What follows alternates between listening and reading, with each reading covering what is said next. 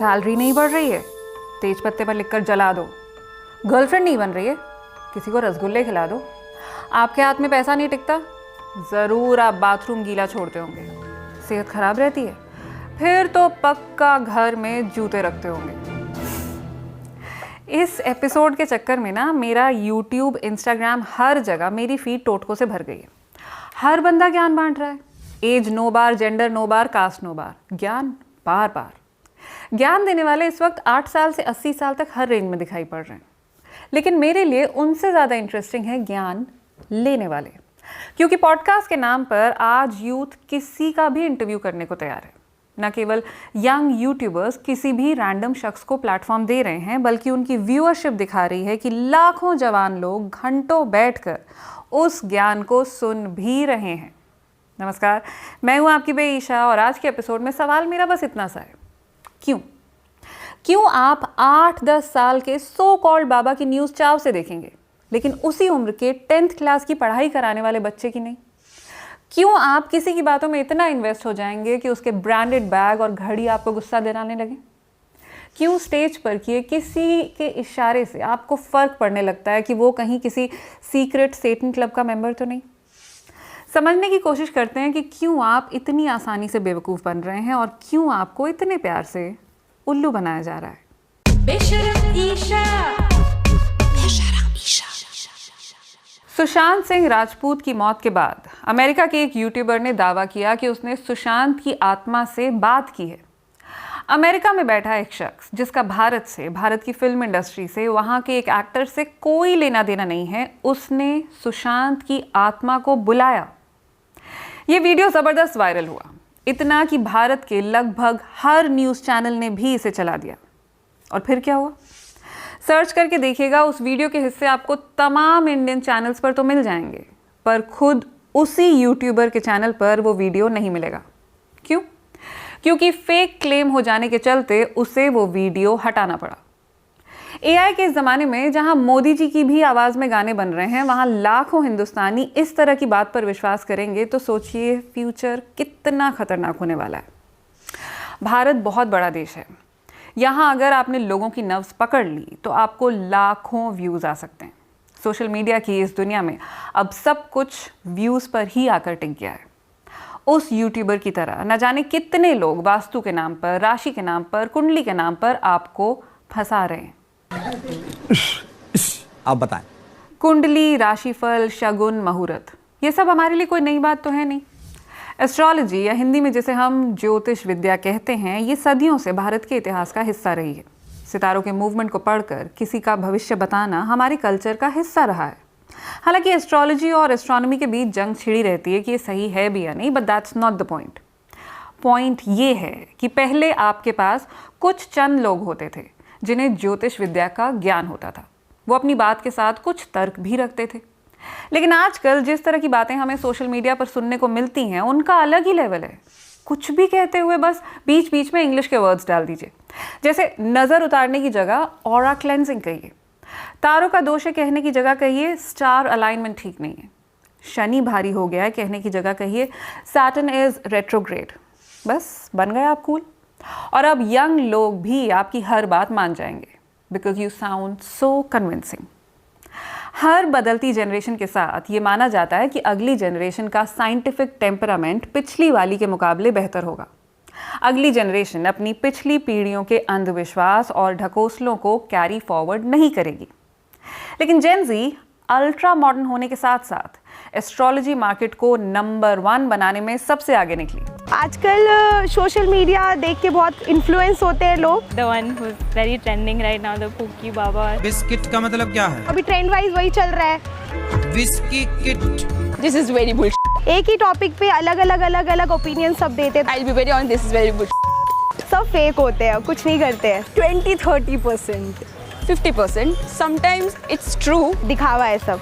Social media पर ऐसे content की भरमार मिल जाएगी जहां यंग कंटेंट क्रिएटर्स आपको बताएंगे कि डेटिंग के लिए कौन सा सनसाइन रेड फ्लैग है और कौन सा ग्रीन। अपने सनसाइन के आधार पर आप अपनी खामियों को जस्टिफाई भी कर सकते हैं। I am rude, of course I am Virgo. I am impulsive, of course I am an Aries. I cheated on my ex, of course I am a Sagittarius. मतलब कुछ भी। इन शॉर्ट, पुरानी ज्योतिष विद्या का आज की जनरेशन ने इंस्टाग्रामिफिकेशन कर दिया है। इसलिए अब हर चीज़ को मैनिफेस्ट किया जाता है। मैंने अपना करियर मैनिफेस्ट किया, अपनी शादी मैनिफेस्ट की, अपनी कार मैनिफेस्ट की। कर हम लोग भी वही सब रहे थे, बस हमारे पास ये सारी न्यू एज वोकैबुलरी नहीं थी। और आयरनी ये है कि पंडित को हाथ दिखाना इज सो एलएस, लेकिन मॉल में जाकर टैरो कार्ड्स रीड कराना इज सो कूल। यही वजह है कि एस्ट्रोलॉजी और हॉरोस्कोप्स का बाजार बूमिंग बिजनेस बन चुका है। खासकर कोविड ने लोगों को बेहद डरा दिया था। ऐसे में लोगों ने एस्ट्रोलॉजी का दावा करने वाले ऐप्स, इन्फ्लुएंसर्स और वेबसाइट्स को फॉलो करना शुरू किया। और ऐसा सिर्फ भारत में ही नहीं हुआ, बल्कि दूसरे देशों का भी यही हाल है। टिकटॉक पर #एस्ट्रोलॉजी वाले वीडियोस पर 4.5 अरब व्यूज़ हैं। यूट्यूब पर 18,000 एस्ट्रोलॉजी चैनल्स हैं। सोचिए, स्पॉटिफाई भी आपको राशि के हिसाब से प्लेलिस्ट बनाकर दे रहा है। यहाँ तक कि मेकअप ब्रांड्स इसे थीम की तरह इस्तेमाल कर रहे हैं, क्योंकि यूज़र बिहेवियर दिखा रहा है कि जहाँ ग्रह नक्षत्र दिखते हैं वहाँ यूथ ज़्यादा आसानी से अट्रैक्ट होता है।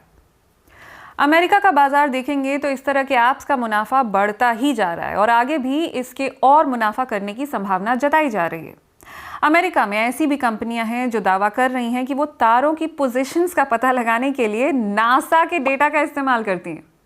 और भारत की जहां तक बात है तो अमेरिका से आ रहे किसी भी ट्रेंड को हम कभी छोड़ते ही नहीं हैं। कभी हम नासा की मानेंगे, कभी टैरो कार्ड्स की, कभी नाम में अक्षर जोड़ने लगेंगे तो कभी नंबर्स पर ध्यान देने लगेंगे। भारत में लोग ऑनलाइन पता है किस किस तरह का कंटेंट देखते हैं। ट्रैवल, साइंस और कल्चर के बाद नंबर आता है स्पिरिचुअलिटी और एस्ट्रोलॉजी का। और यही जवाब है इस सवाल का कि हर दूसरा पॉडकास्ट आपकी ऑरा क्लेंजिंग क्यों कर रहा है। देखिए, मुश्किल वक्त में लोग अक्सर कंफर्ट जोन खोजने की कोशिश करते हैं। सिर्फ कोरोना ही नहीं, बल्कि हर मुश्किल दौर में लोगों ने ये राह पकड़ी है। जैसे 1930 के ग्रेट डिप्रेशन के दौरान अचानक से लोगों की दिलचस्पी अपना भविष्य जानने में हो गई थी। वो गिरते स्टॉक मार्केट से घबराए हुए थे। तभी छपा था दुनिया का पहला एस्ट्रोलॉजी कॉलम। 1930 में पहली बार ब्रिटेन के संडे एक्सप्रेस में पहला एस्ट्रोलॉजी कॉलम छपा था प्रिंसेस मार्गरेट के जन्म पर। और आज कुछ 100 साल बाद भी अखबार, न्यूज़ चैनल, सोशल मीडिया, सब जगह ये छाया हुआ है। इकोनॉमिक टाइम्स की एक रिपोर्ट के मुताबिक कोविड के बाद इन एस्ट्रोलॉजी पोर्टल्स की सब्सक्रिप्शन में 200 से 500% की बढ़त देखी गई है। यूजर्स ने ऐसे सवाल तक पूछे कि कहीं उन्हें फिर से कोरोना तो नहीं हो जाएगा। भारत की religious products and services market इस वक्त $35 अरब की है। वहीं इसका ऑनलाइन बाजार इस वक्त $10 करोड़ का है, जो 2030 तक 100 करोड़ को भी पार कर चुका होगा। ये इंडस्ट्री इसलिए इतनी फायदे में है क्योंकि ये जनरेशन सबसे ज़्यादा अपने फ्यूचर को लेकर परेशान है, कंफ्यूज्ड है, और ऑनलाइन ऐप्स की शक्ल में इनके पास बहुत सारे न्यू एज गुरु अवेलेबल हैं। हाँ, इनकी क्रेडिबिलिटी क्या है, इसका बस इतना सा जवाब है कि इंटरनेट पर हैं। अकेलेपन के शिकार लोग इन ऐप्स के चक्कर में सबसे आसानी से पड़ते हैं। इनफैक्ट विदेशों में बैठे NRI सबसे ज़्यादा इन सर्विसेज का इस्तेमाल कर रहे हैं। और अब तो सेलिब्रिटीज़ भी इन ऐप्स को एंडोर्स करते दिख रहे हैं। पहले मेरी शादी नहीं हो रही थी, फिर मैं फलां ऐप पर गई। कोई पूछे इनसे, आपकी शादी के टाइम पे ये ऐप होती भी थी? पहले माना जाता था कि बस मिडिल क्लास हाउसवाइफ्स या बुजुर्ग ही ऐसी बातों में विश्वास रखते हैं, लेकिन अब अगर आप डेटा देखेंगे तो ऐसा नहीं रहा। अब अपर क्लास हाउसवाइफ से लेकर मिडिल क्लास आदमियों तक सब इन पर खर्च कर रहे हैं। बुजुर्ग तो इस लिस्ट में सबसे नीचे हैं। यंग लोग इनसिक्योर्ड हैं अपने करियर को लेकर, अपनी रिलेशनशिप्स को लेकर, अपने शरीर को लेकर। ये यूथ जितना इनसिक्योर्ड है उतना ही इसकी एस्पिरेशंस भी हैं। सबको एक अच्छा घर चाहिए, अच्छी गाड़ी चाहिए, लाइफ में स्टेबिलिटी चाहिए, और इन सारी इनसिक्योरिटीज़ और एस्पिरेशंस का फ़ायदा उठा रही हैं ये ऐप्स। बेसिकली ये बिजनेस हमारे डर की बुनियाद पर आगे बढ़ रहा है। साइंस डायरेक्ट की एक रिपोर्ट के मुताबिक स्ट्रेस और एंजाइटी से कोप करने के लिए ये चीज़ें एक कोपिंग मैकेनिज्म की तरह काम करती हैं। लेकिन इस कोपिंग मैकेनिज्म ने एक बड़ा नुकसान भी किया है। इसने छोटे छोटे बच्चों को भी गुरु बनाकर सोशल मीडिया स्टार्स में तब्दील कर दिया है। मुझे फर्क नहीं पड़ता कि जमाना क्या कहता है। जिन बच्चों को स्कूल में होना चाहिए वो इंटरव्यूज दे रहे हैं। करियर शुरू होने की उम्र में शायद वो इस करियर से रिटायरमेंट ले रहे होंगे। अब आप भले ही इन्हें सीरियसली देखें या फिर मीम समझकर, बात ये है कि अब ये आपकी फीड से हटने वाले नहीं हैं, या शायद आपको इनके हटने के लिए स्टार्स के सही अलाइनमेंट का इंतज़ार करना पड़ेगा। आप कौन कौन से वायरल बाबा को फॉलो करते हैं बताइएगा मुझे कमेंट करके। मैं मिलूंगी आपसे अगली बार। नमस्कार। ऐसे करके ओह ओके, दिख रहा है? और नहीं तो ऐसे अंधेरे में बोलना शुरू करूँ फिर तो पक्का घर में जूते क्यों हो रहा है बार बार? Mod one in the dark. मुझे कैसी आ रही है? Umdrehst, dann hast du es erledigt. Second के बाद ट्राई करना। ये कौन सा है? शुरू का?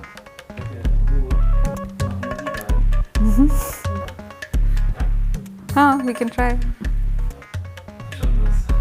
Also nur mal eine CD.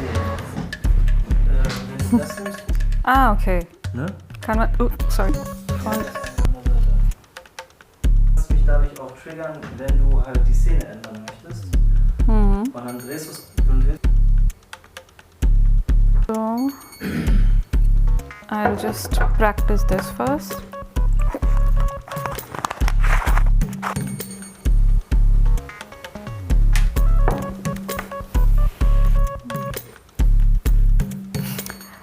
Take 7. Where is it? Yeah.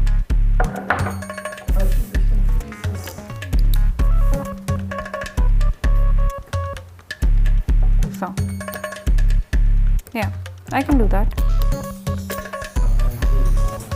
When I'm done, अरे I wanted to tell you वो रील में तुम्हारा वो पर्पल स्वेटर बड़ा अच्छा लग रहा था, मतलब वो